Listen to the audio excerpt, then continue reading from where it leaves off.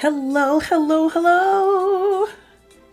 Hello, everybody, and welcome to the Marvelous Monday broadcast of Miss Hope's Reading Hour. Hello. It's been a little while since we've been inside, right? Well, today I went to go outside so that we can do our Marvelous Monday outdoors broadcast of Miss Hope's Reading Hour. And I don't know if you can hear it. I heard some thunder, and I went outside and I looked up at the sky, and I was like, huh, is it supposed to rain today? And then it let me know for sure that it is, because I heard that thunder that maybe you guys heard when I came on. So we are inside instead of being outdoors with the trees and the grass and everything. No risk of getting chomped on by the bugs and things. But we are still here together to read some awesome books together. So, how was your weekend? Hopefully you all had an awesome weekend. You were able to get out and have some fun and be out in the fresh air, go places, do things. Of course, as always, washing your hands really well, making sure you're dabbing when you have to cough, and where it is instructed, wearing your mask, okay? So hopefully you all were able, my young ones, older young ones, parent friends, teacher friends, parent-teacher friends, and all friends of Miss Hope's Reading Hour. Hopefully you were able to go out and have some fun. Or if you needed it, stay home, relax, hang out with your family and friends right there in your house and have perfectly good time. So whatever you did, hopefully you had an awesome weekend. All right. So how was my weekend? Well, what did I do this weekend? I think the only thing I did this weekend was homework. Yeah. So I am that close to being finished with school. Okay? Like completely finished with my schooling. As you all know, Miss Hope is in college, and I am this close to being done. Okay?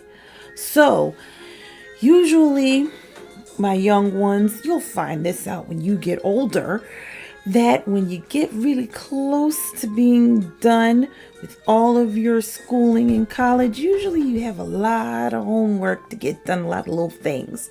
Maybe some tests that you have to get done. So excuse me, friends. I realized when I put my hand really close to the screen, Miss Hope needs some lotion, okay? Because Miss Hope is always washing her hands, trying to make sure that she is being safe during these times, okay? So, there we go. Much better, okay? Now, it is our Marvelous Monday broadcast, and we have some great books about something that people are usually doing. Hopefully you got to do it this weekend.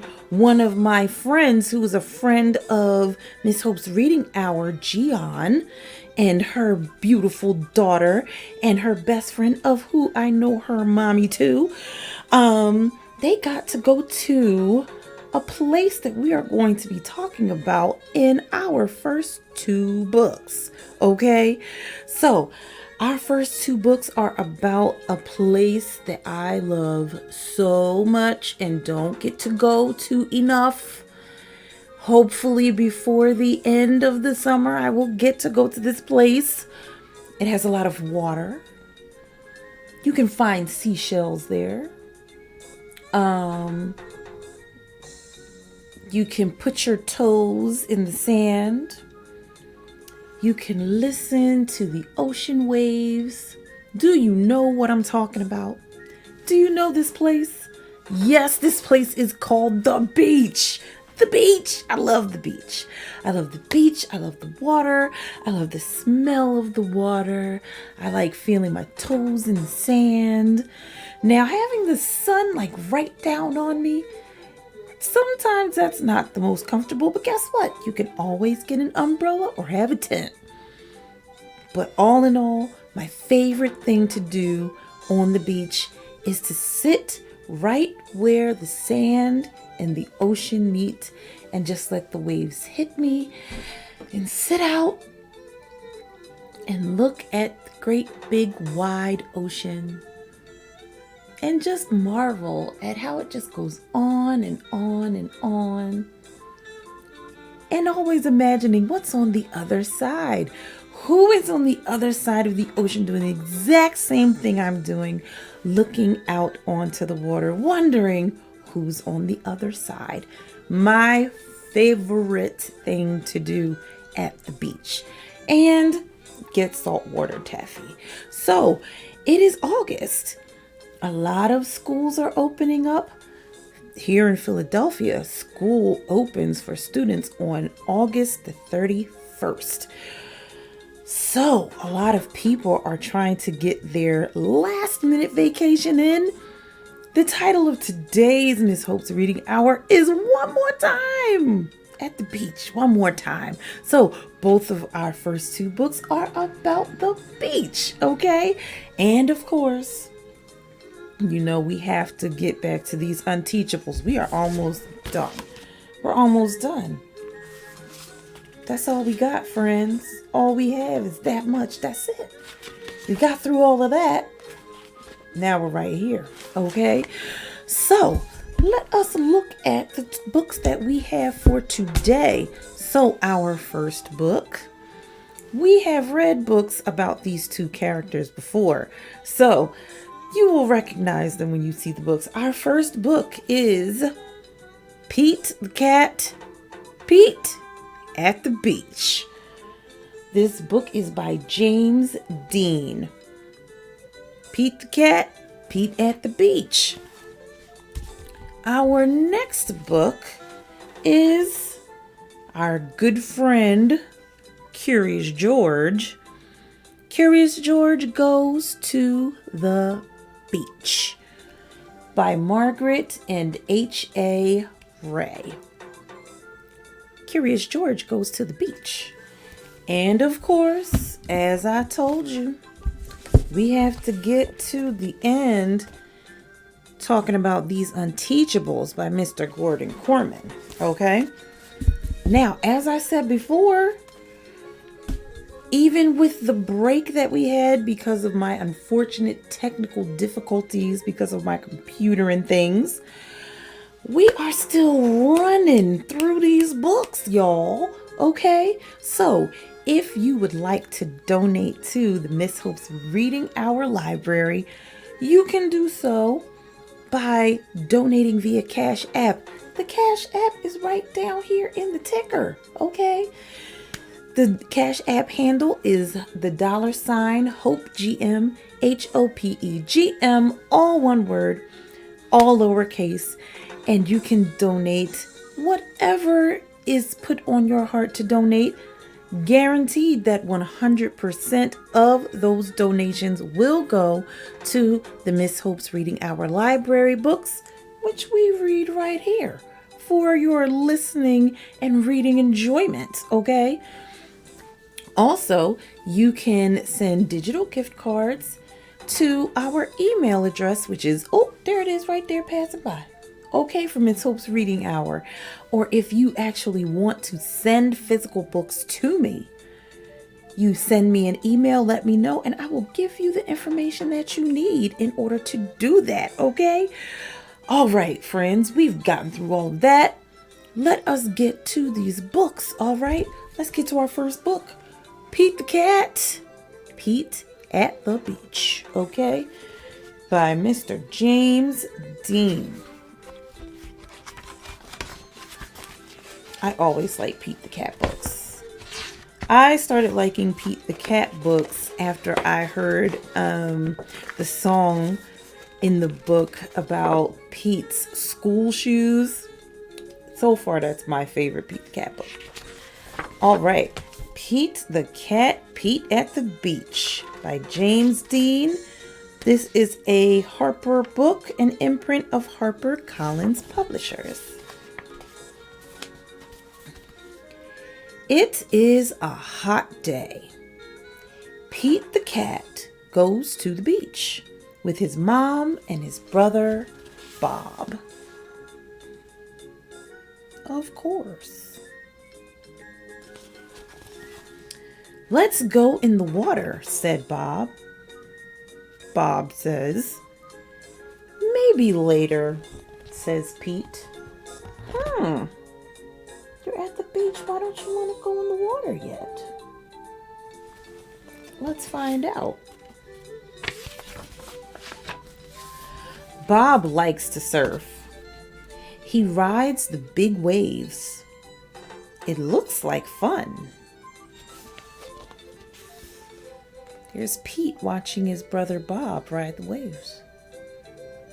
But he looks kind of sad. I wonder why. I'm hot, says Pete. Go in the water, says Mom. Maybe later, says Pete. I wonder what's going on. Why doesn't he want to go in the water? Pete makes a sandcastle. His mom helps him dig. Here comes a big wave. And there goes Pete.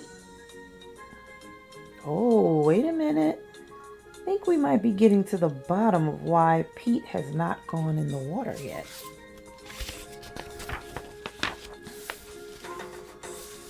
Oh no! Where did his sandcastle go? Oof. You ever built a sandcastle and then had the wave come and take it away? Bob rides a big wave. Wow, says Pete. That looks like fun. That is a big wave.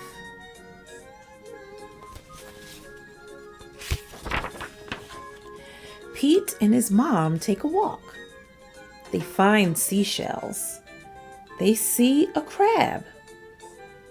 Pete's feet get wet. His feet feel cool. The rest of him is hot.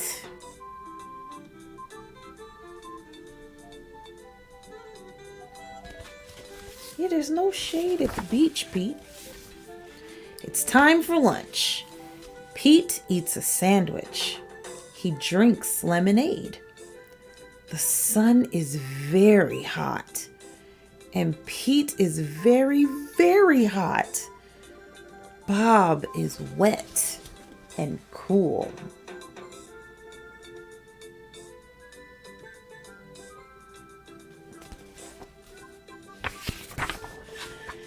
Let's play ball, says Pete.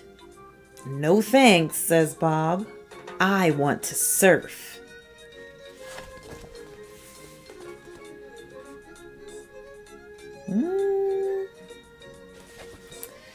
Pete throws the ball. His mom catches it.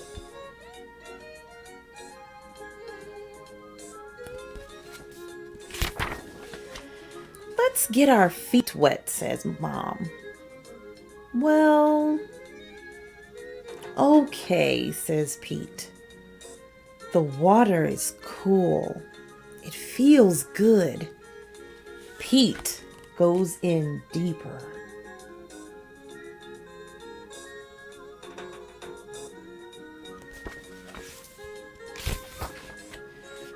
Bob waves to Pete.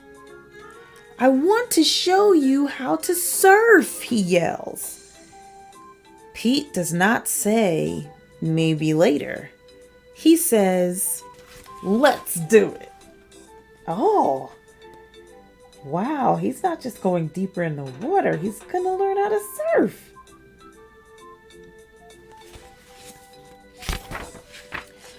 Lie on the board, says Bob.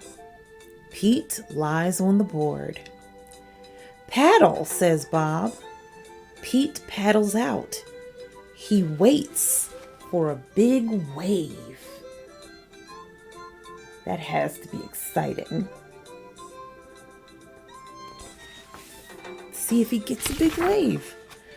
A big wave is coming. Stand up, says Bob. Pete stands up. Is he gonna get it on his first try? Let's see. Then Pete falls down. It was scary, but it did not hurt. Try again later, says Bob. Pete wants to try again now. He's like, I can do this.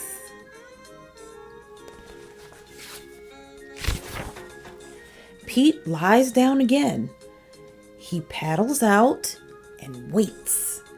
Here comes a wave. Pete stands up. This time, he rides the wave. Good job, says Bob. He may not have got it on the first time, but he got it right on his second try. Pete wants to surf all day. Bob does too, so they take turns. Pete and Bob rock and roll with the waves. What a great day.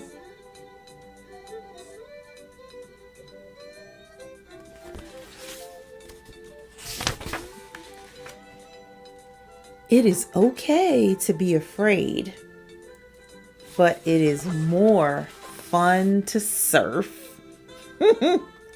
The end. Good job, Pete. You got it on the second try. Maybe not the first one, but you went right back out there and tried again. Such a good story. So, have you ever been afraid going to the beach and getting into the ocean? As much as I do love looking out onto the ocean, like it depends on how far I go out. And then I do start getting a little scared. Like, ooh, I don't know if I can feel my feet, like feel the sand under my feet all the way. So for me, sometimes I start backing up, even though I like to stay in the water. So I know my limits getting into the ocean, but know your limits. But don't be afraid of the water. You can go in, get your feet wet a little bit, and then run back out. That's fun too. Like the waves are chasing you. It's fun. But do like Pete did. Take your time. Don't feel pressured. If you feel a little scared of it, say, maybe a little later. And then start with just getting your toes wet. Then maybe getting your feet wet. Then maybe your ankles. Then maybe up to your knees. And if that's as far as you can go, then that's as far as you can go. Sometimes when you're a little person, it can be just as far as you can go. But it's good to have your family and your friends there to encourage you and to let you know that as long as they're right there with you, they're going to make sure that you're safe. Okay? So enjoy yourself at the beach. Guess who else enjoys themselves at the beach? Mr. Curious George. Curious George Goes to the Beach by Margaret and H.A. Ray. And this is a Houghton Mifflin Harcourt book. Let's see what kind of things Curious George gets into at the beach. There's never a trip where something isn't going on with Curious George. This is George. He lived with his friend, the man in the yellow hat. He was a good little monkey and always very curious. Today, the man had a surprise for George. He took George to the beach.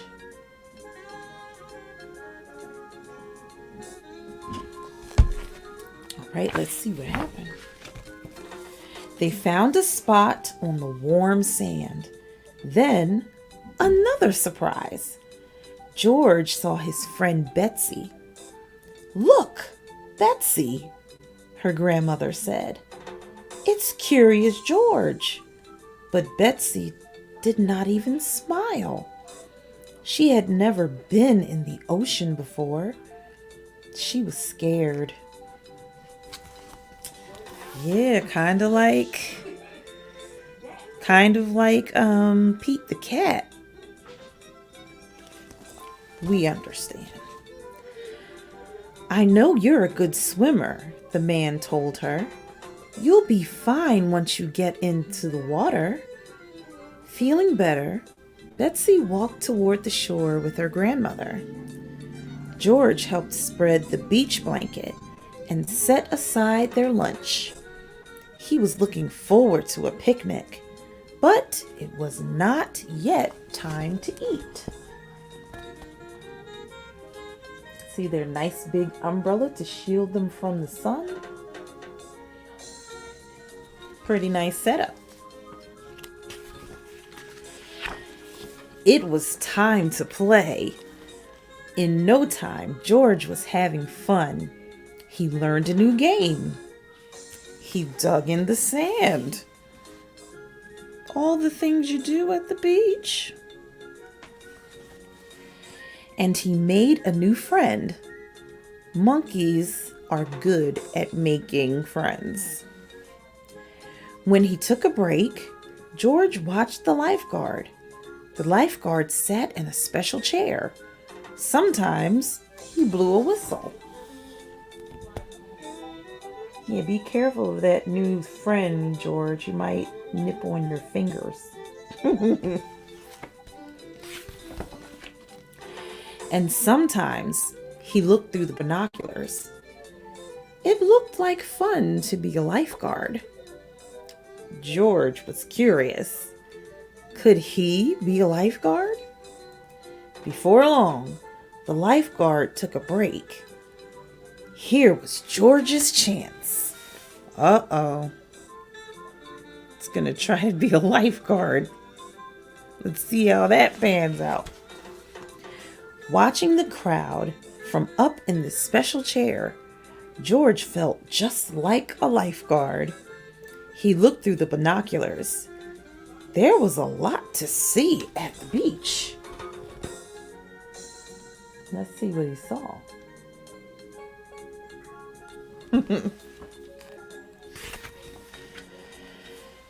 He saw seagulls flying high above, and he saw Betsy on the shore below. She still had not been in the water. Then the lifeguard saw George. "Hey!" he yelled. "That's no place for a monkey." George thought it was a fine place for a monkey, but he did not want to cause trouble, so he climbed down. Look at all there was to see on the beach. Seagulls, people with their picnic sand castles, dogs, a lot of stuff going on. Back at the beach blanket, George was hungry for a snack. No one would miss just one cracker, George thought. He took one out and put it on a napkin. It looked good. Now, if he only had some cheese. Uh-oh. What happened to the cracker? Oh, can you think of what might have taken his cracker? That's usually at the beach. It's always trying to take people's food. Let's see. Well, he would just have to get a new one. George found another cracker, then turned back around. But now his cheese was gone. Who could be taking his snacks? George was curious. He put down his cracker and waited. What do you think he's going to see?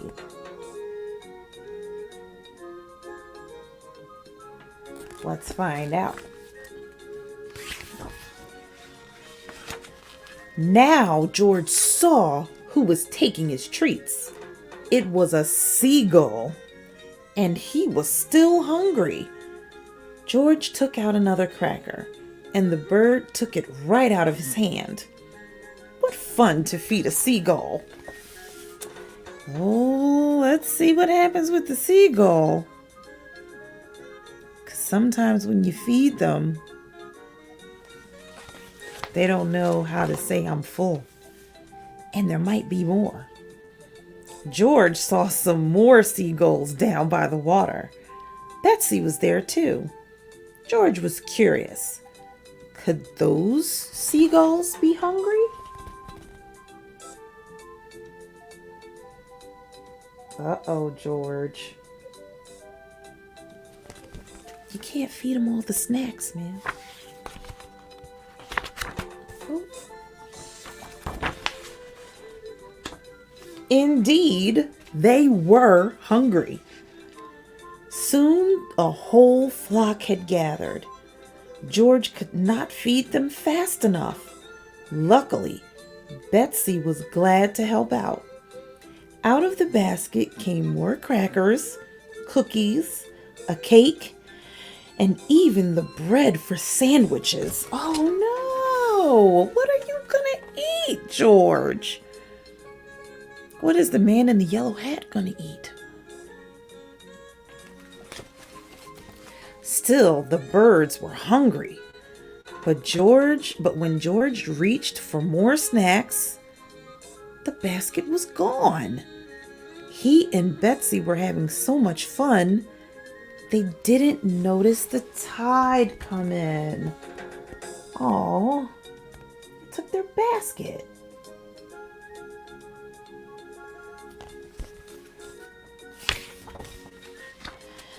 They didn't notice the picnic basket was floating out to sea.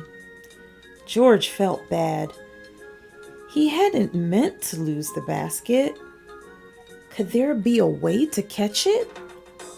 George thought and thought. There goes the picnic basket. Then he remembered the lifeguard. George was no lifeguard, but to save the basket, he knew just what to do. Quickly, he found a float and carried it to the water. Jumping aboard, George began to paddle. Oh, he took the lifeguard's float. Let's see if he'll be able to save that picnic basket. He paddled out a little farther, and a little farther, and a little farther, until finally he reached the basket. Betsy cheered. Then, as George paddled back to the beach, Betsy swam to meet him.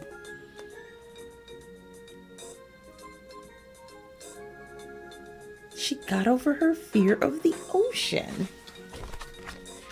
Everyone was glad to see George safe on the shore. The lifeguard, who had seen everything from his chair, said, "That was some rescue." George felt proud. The man with the yellow hat picked up the basket. He was curious.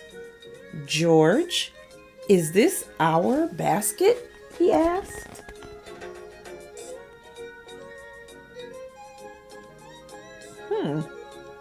Could there be another basket floating out on the ocean? Poor George. After all that, the basket was empty. There would be no picnic on the beach, and it was all his fault. Then Betsy's grandmother said, "Won't you join us for lunch? We have plenty. And look, now we have a reason to celebrate thanks to George." they did have a reason to celebrate. What was the reason? Let's find out. Betsy was in the water and she wasn't scared anymore. She was having fun. After everyone joined Betsy and George for a swim, it was time to eat at last.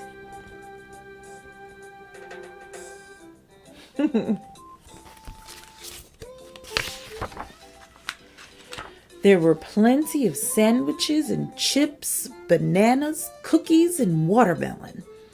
There was plenty for everyone. And there was even a little for guests. The end. At least only one little guest. Not a whole flock of them. Again, very good story. And learning that if you're a little afraid of the ocean, just take your time. There's no rush. And sometimes when you see that someone else is in there, you say to yourself, maybe I think I could do that. I think I could get in the water. I think I could try it. And the good thing in both of these stories is that those who were in the water and not afraid of it, they gave the people who were scared their own time to say, I think I'm ready to try now. Instead of saying, you need to get in the water, you scaredy cat, it's not scary, you need to go ahead and get in. That's why I didn't want you to come anyway. Sometimes our siblings or other people can make us feel bad about not being ready to get into the water or not being ready to do other things. But it's always good when you have caring people who let you know, I get it. I understand that you're afraid or that, you're a little scared or that maybe you're just not ready yet. Do it in your own time. We'll be here. We'll make sure that you have fun either way. And then when they're ready, they feel good about getting in. They don't feel bad and they're not pressured to do it before they're ready. So let that be a lesson. There might be some things that, especially with school starting back up, there might be some things that you might feel like you're not ready for. Or you'll see some of your friends or your classmates. And say if the teacher wants them to read out loud or to play a new game in the yard, or maybe to meet some new people. If you have a friend like that, or if that's you, let people know, just give me my own time. I'll get to know some people. I'll learn how to play the game. I'll be ready maybe tomorrow to read out loud. Or maybe I need a friend to sit with me or stand with me in front of the class so that I can read aloud for everybody. And then before you know it, you'll be ready to do it on your own. So, 2 very good stories about one of the best places on earth to go and learning when people are a little, big word, trepidatious about doing something, they have a little bit of fear or they're a little scared and they're not ready. Just give them their own time. And in time, they'll be ready to do the thing that you're doing. And the best thing to do is encourage them. Let them know that, I don't want to make you feel bad about not being ready. And I'll make sure that we all have fun together. And when you're ready, we will cheer you on when you meet that challenge. Very good books. I'm so glad I got to read those with you.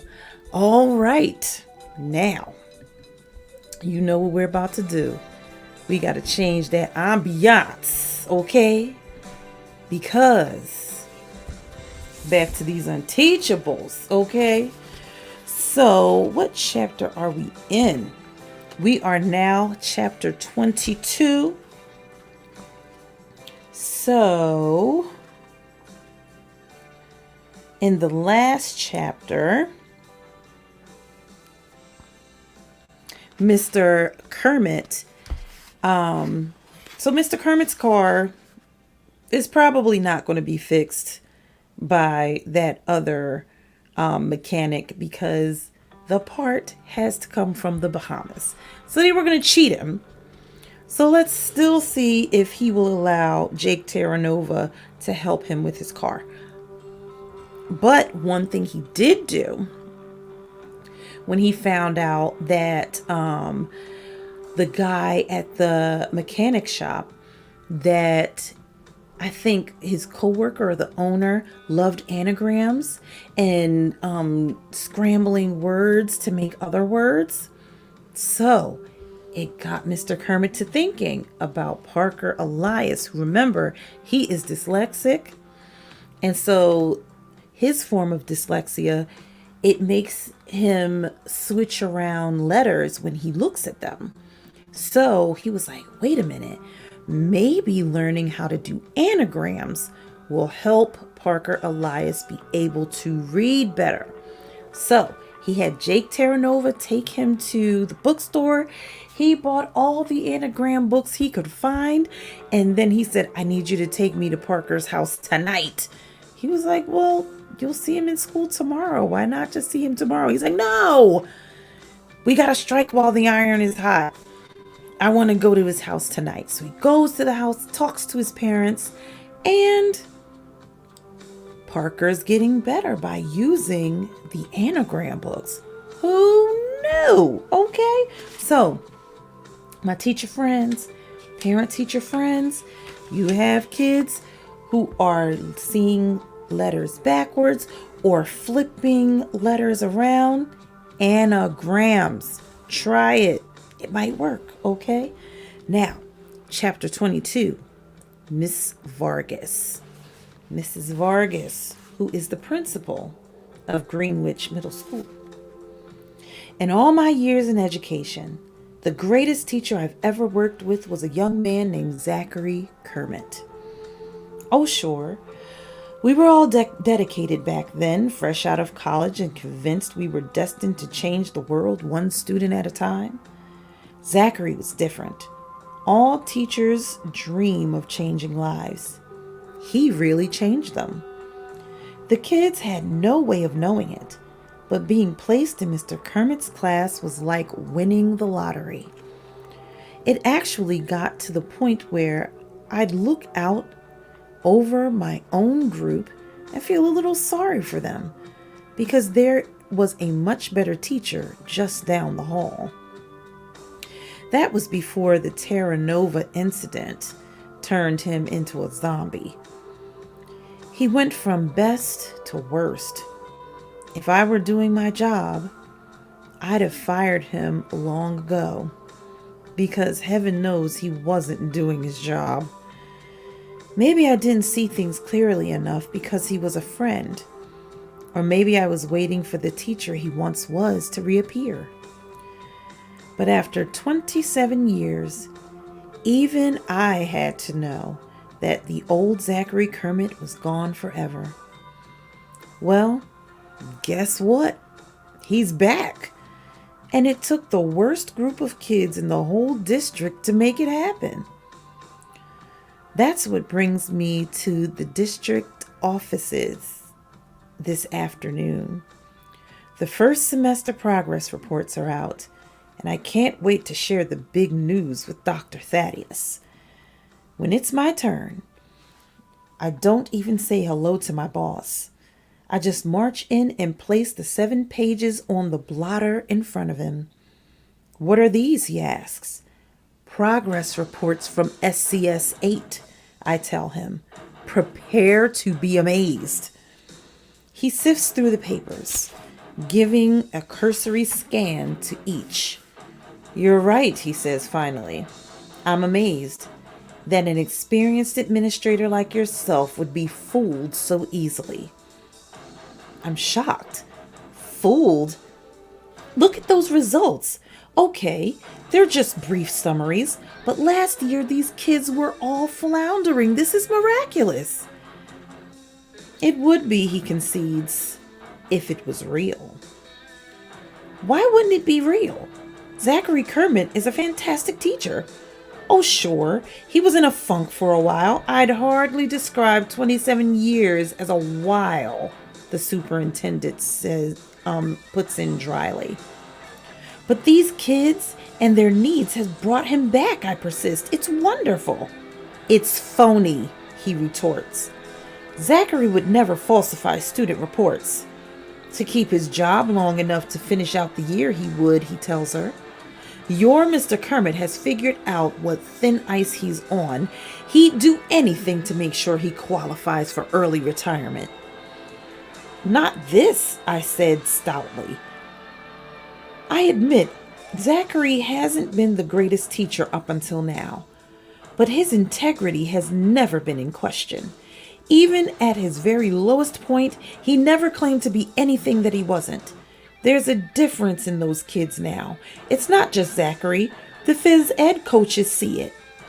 The lunchroom monitors see it. Emma Fountain sees it. I see it. They're not angels, but they're better. They go on field trips. A local business leader has taken them under his wing. What local business leader? Jake Terranova, I admit. I know it's a little odd. He laughs mirthlessly. Spare me. I reject this so-called wonder of yours. In fact, he takes out a large ring binder and begins flipping pages. I've been reviewing the district contract. I'm sure you're familiar with Article 12, subsection 9. Refresh my memory, I reply warily. He smiles. It states that any teacher presiding over declining test grades in a core subject for 3 straight years can be deemed an ineffective educator and fired for cause. He smiles. Oh, sorry. I'm appalled. You mean Zachary? He's been moved around so much that you couldn't possibly blame any class's failing grades on him. There's a formula, he explains. You calculate a baseline using past performances of the individual kids. And it just so happens that Mr. Kermit's students have showed declining results on the state science exam for the past 2 years. If the assessment at the end of the month goes the same way, then I've got him. I don't even watch my words. That's so unfair. He raises one jet black eyebrow. How can you, of all people, say that? You just told me that he's turned this class around. If that's true, they'll ace the test, and Mr. Kermit will have nothing to worry about. I bite my tongue. This man is my boss. He speaks for the school district, and what he says goes. He may be a stinker, but that doesn't change the fact that it's everybody's job to carry out his instructions. Besides, he's just being sarcastic, and in this case, he happens to be right. Zachary really has transformed the class. They don't have to ace the science test. They just have to beat their scores from past years. How hard can that be? Tests like this got them placed in SCS 8 in the first place. I leave the office feeling a lot better about Zachary's chances of making it through till June. Still, it can't hurt to pass on a suggestion that he might want to do some extra test prep for the coming science assessment. Forewarned is forearmed. Zachary Kermit is too good a teacher to lose his retirement just because a certain cranky superintendent can't forgive him for something that was never his fault in the first place. Chapter 23, Kiana Rabini. Cut it out, Chauncey. My half-pint half-brother is crawling all over my notes, which are spread out around me on the floor of the den. His onesie is open. His diaper is sagging. He's teething and drooling, an action figure of a Power Ranger or Transformer clutched in his little fist. Mateo can probably ID it. I make a mental note to Snapchat him a picture. Chauncey's chubby knee comes down on my chart of the atomic masses of elements, shredding the paper, and I freak out. "Louise!" I bellow, then borrowing Dad's line, "Jeez, Louise!" Chauncey is startled and bursts into tears. I feel bad about that. Pesky as he is, you can't help getting used to a cute little guy who seems to love you for no logical reason. On the other hand, I need my chart of atomic masses just like I need my periodic table and all the other notes I have carefully organized on the floor. I'll never understand teachers. Sure, I get it that Mr. Kermit has come back from the lost land of crossword puzzles, but now, totally out of nowhere, he's gone science crazy. The state science assessment is on October 23rd, he announced last week. This is our chance to prove that our class can do as well as any other group, maybe even better than some. The way he said it, how he made it sound like it was us against everybody else, who calls us unteachable, got the whole class on board. The Science Express. Elaine's eyes were practically shining with excitement and purpose. Maybe she thought we were going to dissect somebody. "We're like Frodo going up against the dark forces of Middle-earth," Mateo declared. Okay, that's standard Mateo. But even Aldo is sort of into it. Ribbit is framing this as a giant in your face to the whole school. No way Aldo can pass up a chance at that. So that's why I'm in the den, up to my ears in graphs and formulas, yelling at a baby. You think I'm thrilled about it. The best thing about being a short timer is you can slack off with no consequences, and I can't even get that right. "What's wrong?" Stepmaster rushes in and spies her little darling laying waste to my work like Godzilla stomping Tokyo. I am really spending too much time with Mateo. She expertly scoops him up using one arm. I almost bark something rude like, "What took you so long?" But then I spot a tall glass of iced tea in the other hand. "I thought you could use a study break," she offers, setting this drink down on the edge of the coffee table. "Kiana, your dad and I are so proud of how hard you've been working lately." It annoys me. Who does she think she is, my mother? She's definitely not that. I know because she isn't on a movie set in Utah, leaving me in exile. Chauncey hangs off her hip, arms and legs flailing. The action figure flies from its little hand, landing with a kerplop in my iced tea. "Chauncey," she scolds, "you ruined your sister's drink." Believe it or not, I actually sympathize with her then. Overworked, sleep deprived, and saddled with her husband's California kid. "It's not ruined," I say quickly. "It's just..." I fish the Power Ranger out, watching the level of tea go down. I drop it in again, and the level rises. My eyes widen in understanding.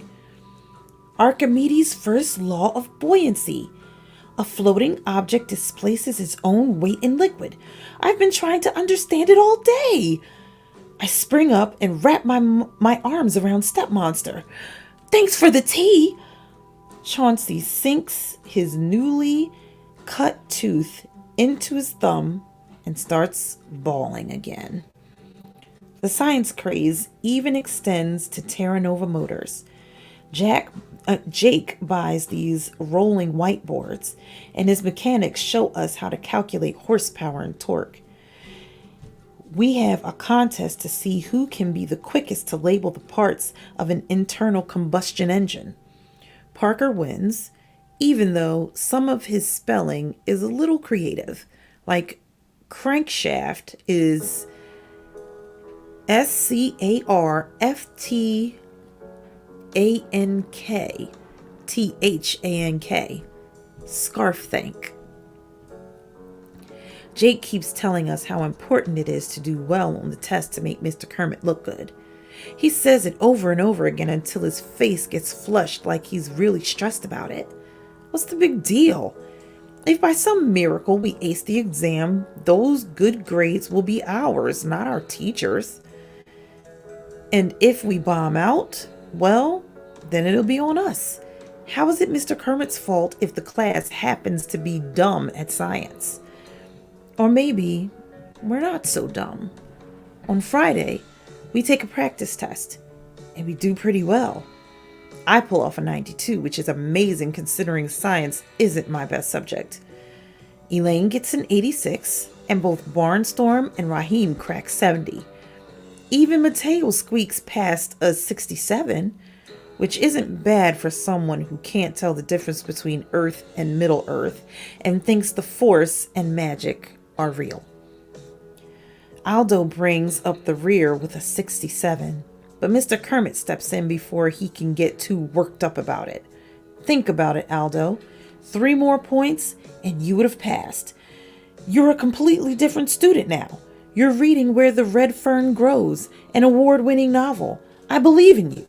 And on test day, I know you'll be able to scrounge up those 3 more points.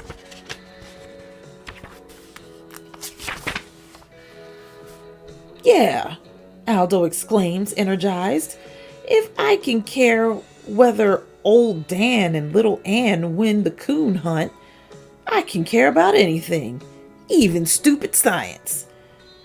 Puffy tails for everybody, crows Barnstorm, waving a crutch in the air.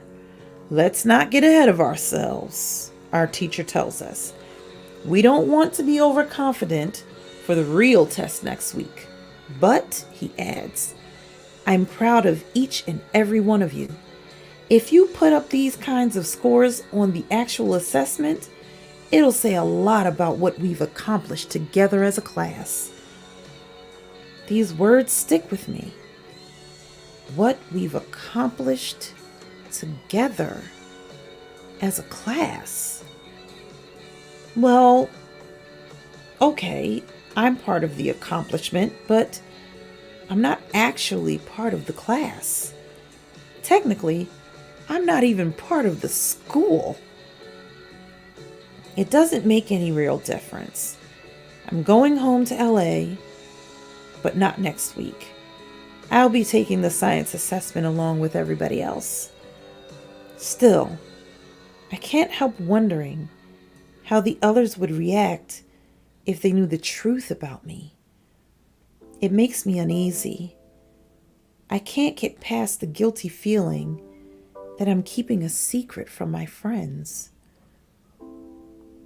Chapter 24, Barnstorm Anderson. Just when you think you've got it all figured out, everything changes. First, life's about scoring touchdowns, shooting baskets, hitting home runs, until you get injured for the rest of middle school, which might as well be 500 years. Then life's about having a sweet row of 37 puffy tails, 3 times as many as anybody else. But pretty soon, nobody cares about that either. Now it's all science all the time. My head is stuffed so full of facts that I can't blow my nose for fear it'll come out paradichlorobenzene. I've stopped watching TV because any new information going in might push something out that's already there. My parents think I'm nuts. I think I'm nuts. I'm definitely not me anymore. But when that test happens, I'm going to be ready. And then life changes again. On test day, I thump out of the house, swinging on my crutches, just in time to see the school bus disappearing around the corner. Hey! I'm so shocked that for a second, I forget about my injury and try to sprint after it, landing face first on the sidewalk. By the time I pick myself up again, the bus is out of sight. No! My eyes turn back to home. Mom had to work early this morning, so there's no one to bum a ride from. I'm in agony. And not just because my nose is bleeding. You know the phrase, it's no skin off my nose. Well, there's actually skin off my nose. But the worst part is, I've studied for this test more than I've studied for every other test combined going back to kindergarten. And I'm going to miss it. The others will kill me, and that includes Elaine, who might really do it. Out of options, I start hobbling along the sidewalk in the direction of school. There's no chance I'll make it. But what choice do I have?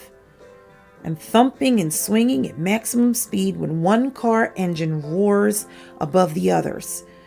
From our many field trips to Terra Nova Motors, I recognize the sound of a broken muffler. An old pickup truck is zooming along in the right lane, passing cars on the inside. To my surprise, I recognize it from Vuvuzela Dumping Day. It's Parker's pickup truck. I spot him behind the wheel, beside some old lady in the passenger seat. Saved! Without thinking, I step into the road, waving both crutches over my head.